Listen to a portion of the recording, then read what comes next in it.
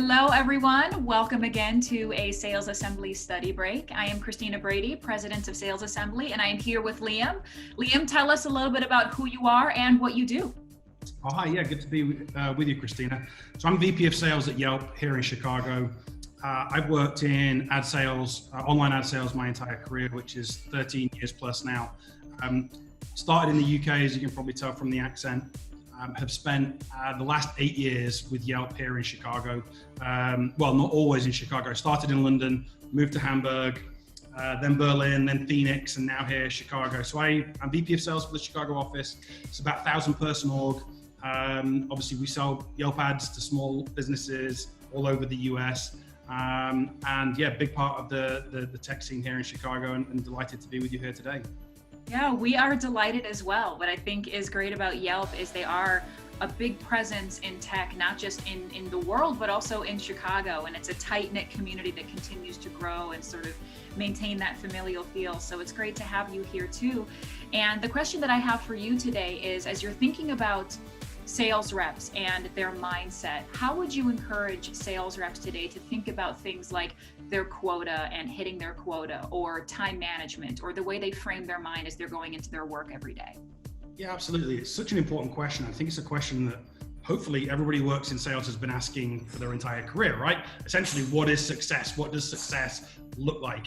And the reality is that the answer to that question may have changed somewhat over the last 2 or 3 months. And when you try and drill down and say to yourself, what is success? I think you have to start by saying that it changes, right? When you were a new sales rep, what might have been success in your first year on the job hopefully looks very different to what success looks like in your 5th year on the job. What was maybe success for you in January or February of this year might look very different in the environment today. Success is always changing, it's always moving. And it's probably moved more in the last couple of months than at any time, certainly in my career. And so I think you have to say to yourself, well, if it's always moving, how do we kind of drill it down? How do we acknowledge what success is?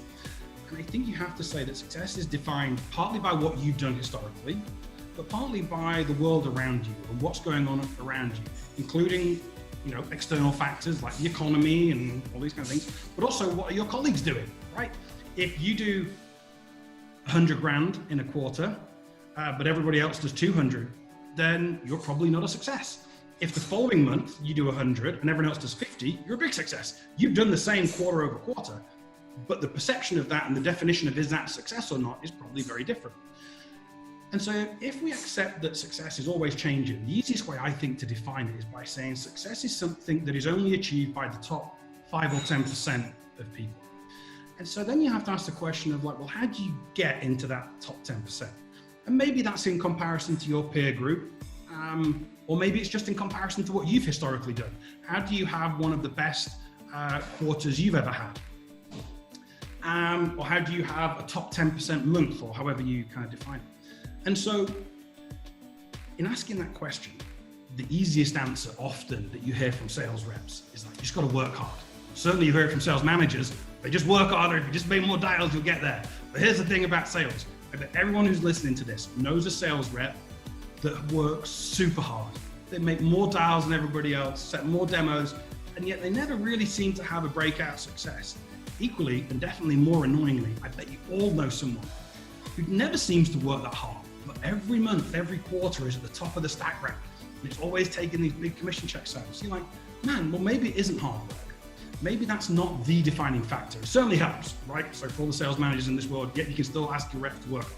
But it's not the defining factor. There's something a little bit deeper there.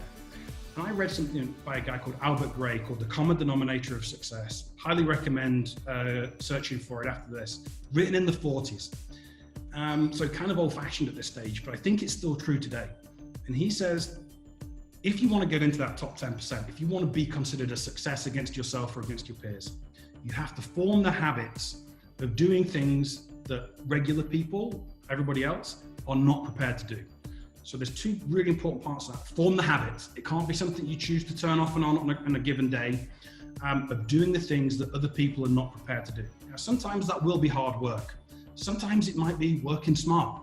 Maybe it's you've got to be a little bit more diligent with your prospecting or your qualifying, or your organization or your email cadence, or you could list things forever, right?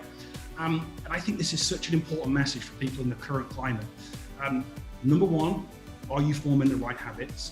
Number two, are you doing the things that either you were not prepared to do previously, or that your colleagues around you or your peer group or your competitors at other companies are not prepared to do? And so we're talking a lot about that at Yelp at the moment. And I think this is true and helpful advice at the best of times, but man, it just seems to be so much more relevant in the current market today. Yeah, you listed off a lot of good tactical things. If I'm a sales rep and I'm thinking to myself, I want to feel more successful, I like that you release the pressure on just working hard, because everybody is working hard right now.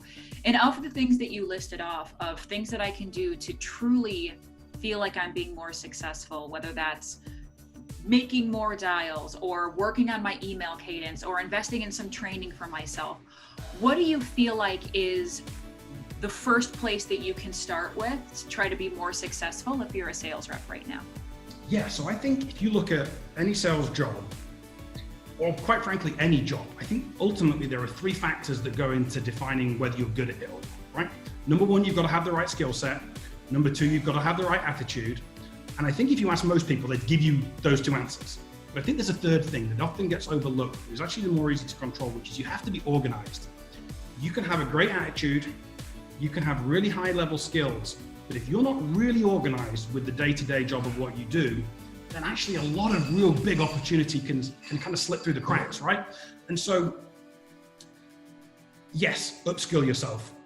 Go to trainings, read, listen to podcasts, whatever it is. Attitude, that's all on you. You've got to make sure that's strong. But that kind of the non-sexy answer, the organization piece, man, that's so important. So many reps slip up, I think, on things like pipeline management, organization, outreach, and there's a ton of great tools out there that help a lot with this stuff now, but still you've got to be driven to work hard and to focus on that. And the cool thing about it, that organization piece, it's the one thing that you can control perfectly. Everything else is kind of like up in the air and like you can influence, you can't really control it. That organization piece is completely within your control. And the advice I often give to reps is like, you can find some really easy wins by just becoming extremely diligent in your day-to-day organization. And I know that's a boring answer. I know that that's not the answer that most people like to hear, but man, it's effective. And I've seen some reps that don't have great skill be extremely good producers because they are able to drill down and nail that organization piece. And again, in the current market, when sellable opportunities are not as prevalent as they were at the beginning of the year, man, I think that organization piece and not letting opportunities slip through the cracks is probably more important than ever. Yeah, I love that. I mean, it sounds really buzzy until you're put in a position where you realize how important it actually is to success. And there's no one way to get organized. It's one of those things where you just have to do it and figure out what it means and how it works for you, and do something that is simple and repeatable day to day that you can live with, whether you're at home or in the office. Your way to organize should have the same framework depending not on where you are, but on the job that you're doing and how you can find success. So thank you for sharing these insights. It has been wonderful. Once again, I'm Christina Brady with Sales Assembly. Thank you again to Vidyard, and thank you to Liam for sharing some knowledge today. We will see you next time at the next Study Break. Bye-bye.